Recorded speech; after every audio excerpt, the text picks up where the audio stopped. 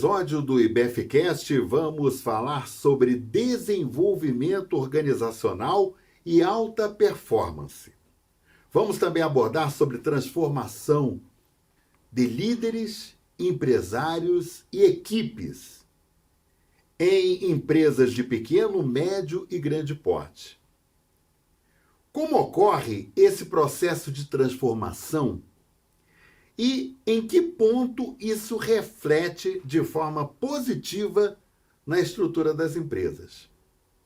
Estou recebendo a especialista e fundadora da GTH 360, Renata Lasso. A GTH 360 é uma plataforma de diagnósticos organizacionais. Combina estratégia, comportamento humano e dados para impulsionar resultados sustentáveis nas áreas de liderança, vendas e cultura organizacional. O IBFcast é uma realização do IBF Campinas Interior Paulista, o Instituto Brasileiro de Executivos de Finanças. Renata, inicialmente eu gostaria de agradecer de você ter aceito o convite do IBF Campinas Interior Paulista para participar desse episódio do IBFcast, que eu acho que tem muita coisa bacana para a gente falar sobre essa questão mesmo de liderança, de desenvolvimento de equipes. Acho que a gente tem muita coisa bacana para falar. Obrigado, viu? Com certeza, Milton. Eu quero primeiramente agradecer. Para mim também é um prazer imenso poder estar aqui e tenho certeza que será aí uns minutos, né, uma meia horinha aí de uma troca muito rica. Você sabe, Renata, que eu tenho certeza que quem está acompanhando o IBFcast neste momento, quando eu fiz logo na abertura um questionamento, as pessoas devem ter perguntado assim: realmente tem sentido. Como é que é esse processo? Então, eu acho que a gente pode abrir o nosso bate-papo falando justamente sobre isso, né? O desenvolvimento que leva a esse processo de transformação, né? Em que momento, por exemplo, é perceptível que isso precisa ser feito? E aí a gente fala aí de líderes, a gente fala de executivos, né? A gente fala, inclusive, até de equipes de vendas também, inclusive, né? Sim. E aí, como é que percebe isso e em que sentido isso é proveitoso, é importante para a empresa alavancar, para a empresa seguir em frente? Tá. Quando a gente fala de desenvolvimento organizacional, né, dentro do contexto, né, humano principalmente, dentro do contexto que nós atuamos, a gente precisa alinhar justamente o desenvolvimento das pessoas à estratégia de negócios, né, aonde essa empresa efetivamente ela quer chegar. Então, quando você promove esse alinhamento do plano estratégico para que as pessoas executem com excelência e com engajamento e vençam pela empresa, trabalhando as bases, né, do desenvolvimento das soft skills, trazendo isso para a consciência e alinhando a performance a resultados, né, é onde realmente a gente tem ali uma transformação. E eu vou além. Não é apenas uma transformação a nível de resultados organizacionais, é uma transformação individual, profissional, que o indivíduo ele vai levar, que aquele colaborador ele leva para a vida dele. Esse é o feedback que nós temos, por exemplo, dos nossos clientes. Então, você traz performance, você traz resultados, né? A gente tem indicadores, a gente mapeia isso e, ao mesmo tempo, com equilíbrio e qualidade de vida. Então, a pessoa ela realmente consegue encarar os desafios dentro da sua profissão, né, de uma outra forma, equilibrando ali todos os pilares através dos processos de desenvolvimento. Não, e é interessante isso daí, Renata, que você está falando, porque muitas vezes, quando a gente fala da nossa própria vida, né, muitas vezes é importante, tão quanto é importante, né, você ter retidão, plenitude em determinados comportamentos de vida mesmo, até na estratégia de relacionamento com as pessoas. Então, quer dizer, quando você vai, desenvolve, né, esse tipo de estrutura dentro da organização na qual você está ligado, né? Isso daí, por exemplo, para experiência de vida, no relacionamento com os outros, passa a ser muito importante. Quer dizer, então, você tem uma situação própria, de você próprio, né, em relação às pessoas do seu convívio e também na estrutura de trabalho. Quer dizer, então, tão quanto isso é importante de você e como isso agrega valor para a pessoa, né, particularmente falando, né, de você ter algo que é efetivo e importante no trabalho e também no relacionamento interpessoal, né? E é interessante você trazer esse ponto, Milton, porque a maior causa dos estresse, né, dos estresses, vamos falar assim, Uhum. entre emoções negativas, entre o ambiente organizacional acontece justamente pelas relações interpessoais, É né? verdade. Então, ou seja, é através da comunicação. A gente costuma sempre falar, não é o que fala, mas assim, como às vezes você coloca isso. E o líder, ele tem um papel, assim, extremamente importante nesse processo de desenvolvimento. Por quê? Porque ele precisa desenvolver cultura, com a equipe. Então envolve muito esse vender a ideia, né? Trabalhar o que os valores que são definidos ali pela organização, se ele está já numa estrutura organizacional que já está alinhada, ou se ele está empreendendo, ele precisa trazer isso para a consciência, porque às vezes está tudo na cabeça dele, né? E aí ele não comunica isso com clareza para a equipe. Então, esse é um dos maiores problemas. As falhas, normalmente, de processos de atendimento e dos relacionamentos vêm por falha, muitas vezes, na comunicação. Por quê? Porque ele não tem clareza de como ele vai transferir isso para a equipe. Né? Então, aí, nesse caso, Renata, vem uma dúvida, que é o seguinte, por exemplo,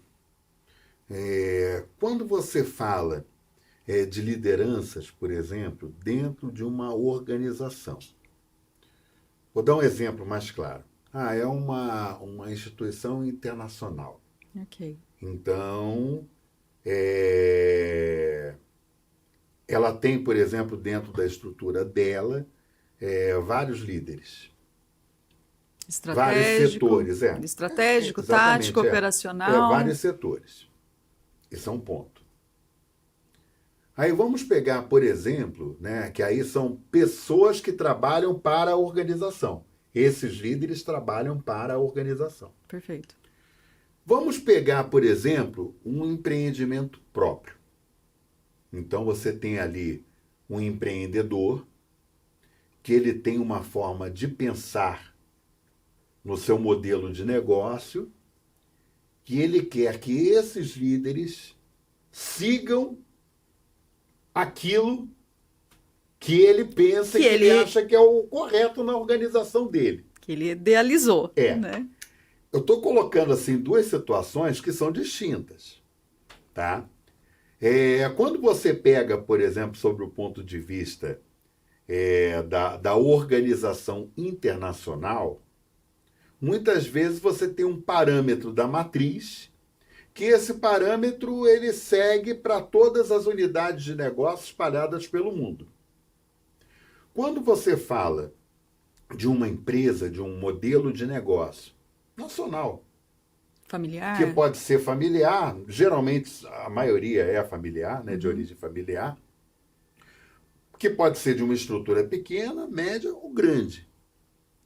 E aí a grande questão é essa: como é que você consegue, por exemplo, incutir e ter aquelas pessoas, por exemplo, seguindo algo que é seu, que é um parâmetro seu que você definiu para a sua organização, para a sua empresa, né? E na questão internacional, né? Como é que fica essa questão, por exemplo, de vários líderes, aí não é só um, mas vários líderes, numa situação que você promova equilíbrio no relacionamento entre as equipes dessa organização. Então, você trouxe dois cenários. Então, o que a gente vê? Normalmente, uma estrutura, né, mais robusta, ela já tem todo um processo muito melhor desenhado, a cultura já está implementada, mas quem é o disseminador da cultura? São as lideranças. Então, exige-se, sim, o desenvolvimento das skills de liderança, porque o grande problema é que, às vezes, você tem um especialista, um excelente técnico, e aí você pega esse profissional e coloca ele numa posição de liderança. Quando você faz isso, ele começa ali, ele não tem, às vezes, todas as habilidades ainda do líder, né? Então, antes ele fazia, e agora ele entra numa posição que ele precisa fazer com que as pessoas façam, e façam com excelência. Então, se a gente não desenvolver nele esse processo e municiá-lo de ferramentas, e para que ele entenda tanto quais são as maiores habilidades que ele possui, para ele usar isso a seu favor, ele começa a se sentir pressionado, automaticamente ele começa a pressionar a equipe. A gente fala, né, que a equipe ela é reflexo da liderança, né? Então, é extremamente importante passar por esse processo de desenvolvimento para que haja efetivamente resultados, vamos falar assim, superiores, né? E quando você fala dentro de um contexto mais global, né? Não, eu estava falando, né, da empresa que já está estruturada. Agora, por exemplo, de uma empresa já mais familiar, o que às vezes a gente tem? A gente não tem todo esse desenho, né, tão elaborado, com a mesma infraestrutura que uma multinacional, né, que as grandes empresas têm, e aí os desafios acabam sendo muito maiores. Né? Porque você começa um negócio quando você faz tudo, de repente você contrata alguém, aí, só que você não foi fazendo esse desenho, né, organizacional e estruturando os departamentos. Quando ela começa a crescer, é onde as empresas começam a buscar, às vezes, as consultorias justamente para auxiliar nesse processo, né, de redesenho organizacional, trabalhando ali todo tanto processos como os departamentos, construindo toda essa infraestrutura, enfim, né?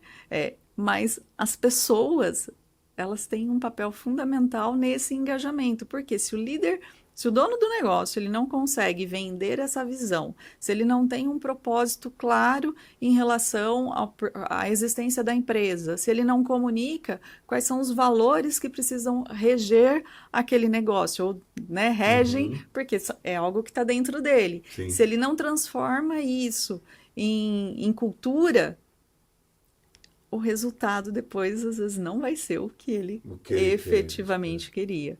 Né? E a gente vê um outro problema, é justamente isso, que quando os líderes não estão preparados, a gente acaba tendo o quê? Muita rotatividade. Sim. E isso a gente tem visto aí a crise da falta de mão de obra. Está todo mundo falando sobre isso, isso é algo que vem acontecendo, mas aí eu pergunto, as empresas que estão crescendo em ritmo acelerado, o que elas estão fazendo de diferente? Como que elas estão conseguindo engajar as pessoas? Como que elas estão conseguindo chegar, alcançar resultados, bater metas de forma, né, assim, significativa, com excelência? Então existe uma forma de você perpetuar isso de forma positiva, né? Exato. Então existem ferramentas. Não alavancariam, né? Existe toda uma estrutura a ser trabalhada, né, olhando para o estratégico, tático e operacional, mesmo em empresas menores. Mas eu não tenho estrutura ainda para isso. Mas se você não trabalhar essa visão e esse planejamento, você não vai conseguir chegar lá. Tem uma coisa que eu lembro que, atendendo às vezes alguns gestores, até gestores comerciais mesmo na parte de liderança, eu já ouvi assim, mas a gente não pode colocar uma meta muito alta, porque senão acaba sendo desmotivador, né, quando a equipe não alcança. E até eu brinco, né, eu falo, o que é melhor? Você pegar um número aleatório, o que é melhor? Você alcançar uma meta de 100% de uma meta de 10 mil, ou 50% de uma meta de 100 mil. É só um exemplo, né? Só que se você não se desafiar a planejar e pensar nas estratégias de como você, né, o que é necessário para chegar nesse número, você não desenvolve os caminhos, você não desenvolve estratégias, você não busca. Você fica com uma mentalidade limitada. Não estou falando para colocar metas irreais, não é isso, né? Mas a gente precisa, sim, fazer esse exercício, porque muitas vezes ou o gestor, ou principalmente às vezes a pequena empresa, ela nem se permite, ela está tão envolvida ali no operacional que ela nem se permite a fazer o quê? Um planejamento estratégico. Quantas empresas hoje possuem escrito um plano mínimo do que elas querem de crescimento para esse ano, ou para os próximos 2, 3 anos? Verdade. E quais estratégias elas precisam utilizar para alcançar aquela meta? Quantas empresas têm isso hoje? Não, e hoje, se você for parar para pensar, Renata, eu me lembro que antigamente que eu falo assim, sei lá, 10, 15 anos atrás, as empresas elas faziam um planejamento estratégico para 5 e algumas até 10 anos. Né? E depois eles iam revendo, por exemplo, no decorrer, né, o que avançou, o que precisa avançar e tal, mas mantinham aquele planejamento estratégico para os 5 anos. Né? Hoje não dá. Por exemplo, para você chegar e ter esse planejamento estratégico de tanto tempo, por quê? Porque hoje você tem uma mudança, por exemplo, no sistema empresarial bem diferente, né? Eu acho que a tecnologia também ela veio acelerar todo esse processo. Saiu uma pesquisa, acho que foi o ano passado, pela PwC, falando que mais de 50% dos CEOs eles estavam preocupados quanto à perenidade dos negócios para os próximos 10 anos. Então, a gente tem visto que muitos negócios eles estão sendo totalmente transformados, né? E a mudança está sendo muito grande. E assim, se esses empresários, né, se esses líderes não estiverem com essa visão de futuro, acompanhando as tendências, acompanhando os sinais fracos do que vem acontecendo em alguns mercados, tanto para extrair inovação, trabalhar a criatividade do que eu posso implementar para o meu negócio para ganhar em eficiência, né, que isso vai gerar depois resultados, essas empresas correm risco de não realmente existir mais. Então, eu falo CEOs, líderes, enfim, quem encabeça os negócios, eles precisam estar atentos a toda essa transformação, entendendo esses sinais e questionando como que a gente pode trabalhar essa melhoria contínua. Aqueles negócios que estagnaram... acabou. Não tem como. O risco de realmente não existir mais é muito grande, né? Mas você sabe que é uma questão interessante, porque, por exemplo, o processo produtivo mudou muito. Né? Pegar, por exemplo, o setor automotivo. Né? Hoje você tem, por exemplo, o uso da inteligência artificial está sendo extremamente importante dentro da eficiência desse processo produtivo. Mas você trouxe um ponto interessante nessa questão da inteligência artificial, e aí eu vou linkar isso na questão de performance e desenvolvimento humano. O pessoal, né, a gente vê muito questionamento em relação se a IA vai substituir né, as pessoas. Então, dentro de tudo que eu já vi, ontem, inclusive, estava comentando que eu estava num evento sobre isso, a importância, primeiro, né, das pessoas se aprofundarem em conhecimento, né, então se tornarem realmente especialistas. Eu acho que cada vez mais o conceito de lifelong learning, né, então você está em desenvolvimento, em aprendizagem contínua é fundamental. Constante. Esse é um ponto. O outro ponto é como as empresas estão comunicando a transformação digital. Por quê? Se você não fizer todo um Você processo fala comunicando ao mercado ou comunicando internamente? internamente, Tá. os dois, Uhum. né? Mas principalmente internamente.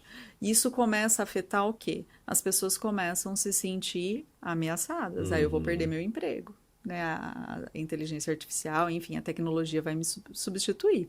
E isso aconteceu também na Revolução Industrial. Sim. Né? Então, aí a primeira coisa é barreira de resistência. Nós, seres humanos, né, se a gente olhar lá para a pirâmide de Maslow, o que, que a gente tem? Necessidades de segurança, necessidades básicas, segundo nível, necessidade de segurança. Sim. Opa, minha base da pirâmide está sendo ameaçada, é questão de sobrevivência. Uhum. Eu não quero isso. Então, a primeira coisa é repulsa, barreira. Então, se isso não for bem disseminado e mostrando realmente que existe um plano, que essas pessoas elas vão desaprender e reaprender, aprender novas habilidades, às vezes vão se criar novos cargos, novas funções. Isso Será já que é elas uma. estão preparadas para isso, né? Será que elas estão propensas para isso? Então, aí vem o ponto. A liderança, ela tem o papel de fazer uma boa comunicação e o engajamento e envolvimento mostrando que a empresa está apoiando todo esse processo e ela vai, né, direcionar esses profissionais para esse desenvolvimento. Também não adianta, o profissional não vai chegar pronto. Então, é papel da empresa. Quanto custa não treinar alguém? Vamos começar ali, né? Só que aí, quando que o profissional vai ser substituído? A minha percepção, quando ele não enxergar a oportunidade de crescimento para ele. Ah, eu não quero isso, eu não vou aprender. Ele começar com essas resistências. Aí, esse profissional, ele não desenvolveu o quê? A flexibilidade, que é uma habilidade extremamente exigida nos tempos atuais. Né? E eu preciso saber transitar em diversos cenários, eu preciso me abrir para uma nova aprendizagem. E aí é onde entra até a cientista Carol Dweck, ela fala lá do mindset, tem um livro, né, mentalidade fixa e mentalidade de crescimento. Então, quem se mantiver numa mentalidade fixa, com certeza vai enfrentar problemas futuros. É verdade. Então, não é a tecnologia, é o indivíduo que parou para esse desenvolvimento.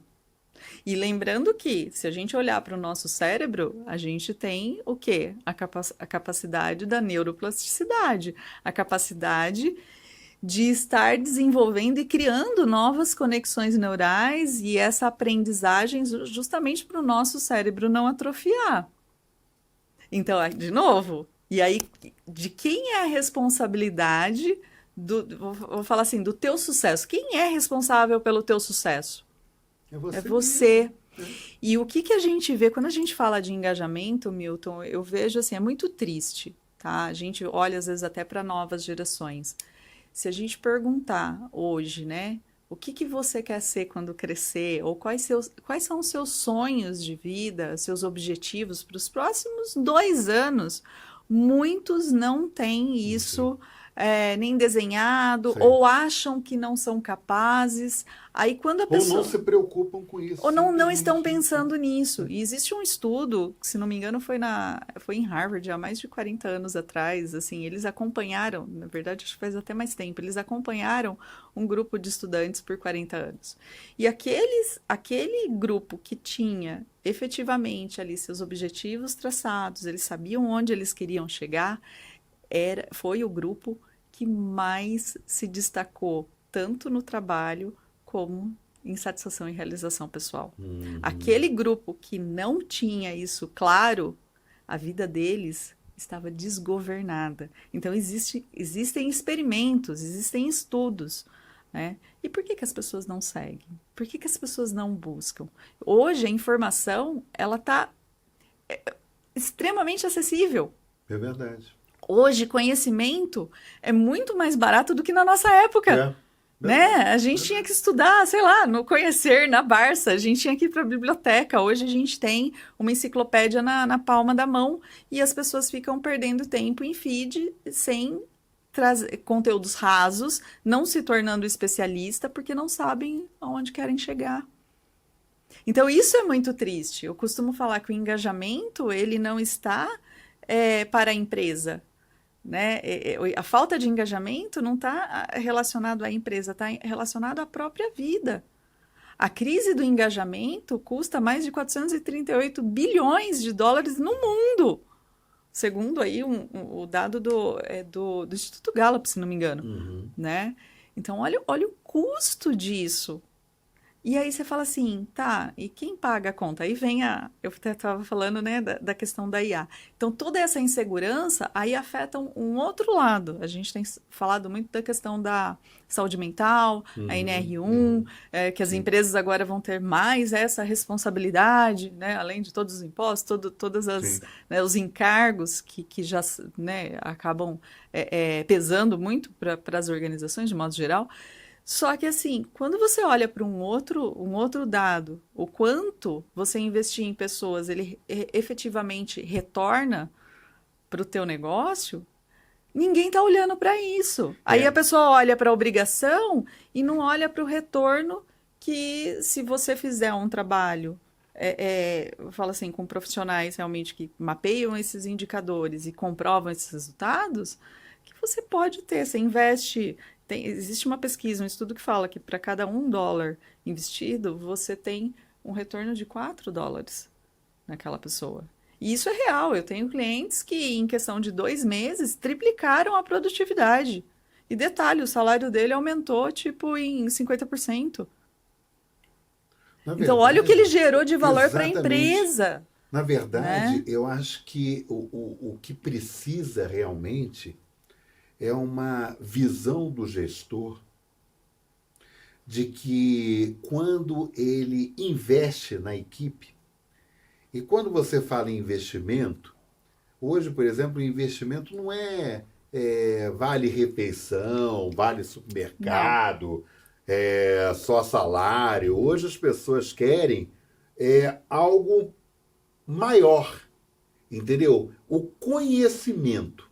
Né? As pessoas querem avançar sobre o ponto de vista do conhecimento e o gestor ele precisa entender que esse investimento vai refletir no desenvolvimento da própria estrutura organizacional dele. Sim. Eu acho que esse daí é o grande. E tem uma questão... Parar de olhar que é custo. Exatamente. Né? Como... E é investimento. Tem que encarar como investimento. Você sabe, eu estava conversando esses dias... As novas gerações, elas dominam a tecnologia? Você avalia que sim? Sim, elas já nasceram, né, num universo muito mais tecnológico do que a gente. A velocidade que as habilidades com tecnologia acaba sendo muito maior. Posso te falar uma coisa? Questionável. Conversando com pessoas, por exemplo, ligadas tem suas exceções. Eu acho que em tudo tem suas exceções. A área né? Z, né, que é uma empresa de tecnologia e tem foco em cursos e tal, o fundador da área Z virou para mim e falou o seguinte: ô Milton, é questionável. Você pega um jovem sabe gerar a tela. Então, mas ele não sabe determinadas coisas, por exemplo, que a gente imagina que ele saberia, que ele não sabe. Por exemplo, vamos jogar isso na nuvem. É a questão. Lembra que eu comecei a minha fala falando da importância de você sair de ser generalista para ser especialista? Sim. Então, ter esse conhecimento aprofundado, né? Isso está sendo um desafio. A facilidade de aprender, eles têm, mas eles estão só com esse conhecimento raso. Então, exatamente. Quem vai prosperar daqui para frente é quem realmente investir nesse nível de profundidade de conhecimento. É verdade. Eu provoquei propositadamente, porque as pessoas imaginam o seguinte: o jovem ele domina, né? Renata, a gente já está praticamente encerrando esse episódio do IBFcast. Eu acho que tem tanta coisa que a gente teria que falar aqui. Passou muito rápido. São muitas coisas, né? Mas eu queria e quero assim, te agradecer demais, né, pela oportunidade que a gente teve de trazer conhecimento e orientar as pessoas o caminho que deve ser seguido, ou que precisa, pelo menos, ter a abrangência de ser seguido para prosperar no seu modelo de negócio. Obrigado, viu? Imagina, eu que quero agradecer essa oportunidade, Milton. A gente poderia ficar aqui com certeza mais, tipo, 1 hora, né, de bate-papo e tenho certeza aí que agregaria ainda mais. Mas fica o convite, viu? Eu acho que a gente vai ter uma próxima oportunidade. Eu gostaria muito que você retornasse para a gente discutir alguns temas importantes, tá bom? Combinado. Gente, fica o convite para vocês, né? No IBFcast nós sempre trazemos um convidado super especial. E até o próximo episódio.